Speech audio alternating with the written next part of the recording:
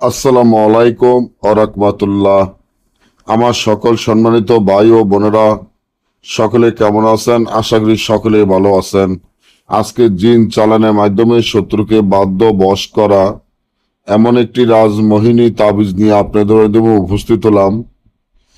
যে তাবিজের মাধ্যমে জিন চালানের মাধ্যমে আপনার শত্রুকে আপনি বাধ্য বশ করতে পারবেন, আপনার শত্রুকে আপনার কথা মতো চালাতে পারবেন, আপনার শত্রুকে আপনার কথায় উঠবে, আপনার কথা বসবে, আপনি যা বলবেন আপনার শত্রু তাই শুনবে। কারণ এটা এমন একটি নকশা যেটা একটি রাজমোহিনী বলা হয়। আর এই রাজমোহিনী তাবিজগুলা যে কতটা শক্তিশালী পাওয়ারফুল হয় সেটা হয়তো আমি আপনাদেরকে বুঝাইতে পারবো না।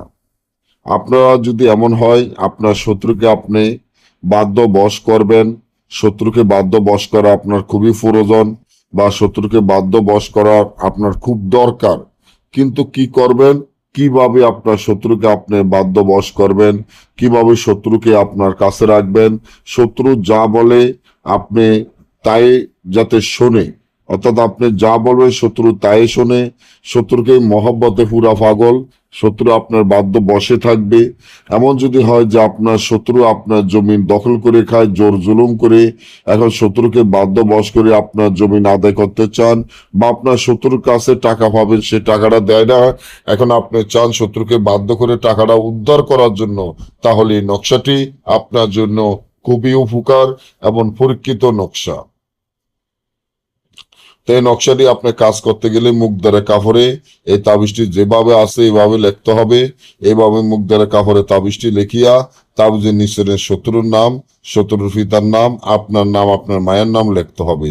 লিখিয়া এই তাবিজটি যদি আপনি একটি মাছের গলায় বাঁধিয়া নদীতে ছেড়ে দেন, একটি শিং মাছের গলায় বাঁধিয়া নদীতে ছেড়ে দেওয়ার 1 ঘন্টার মধ্যে আপনার শত্রু আপনার বাধ্য বশ হয়ে আপনার কথা মতো চলবে, আপনার কথা মতো উঠবে, আপনার কথা মতো বসবে।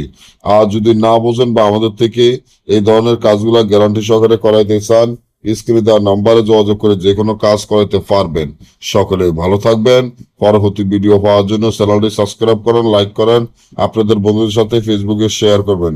দেশে এবং দেশের বাইরে থেকে সরাসরি মোবাইলে যোগাযোগের মাধ্যমে যে কোনো কাজ আমাদের থেকে করে নিতে পারবেন।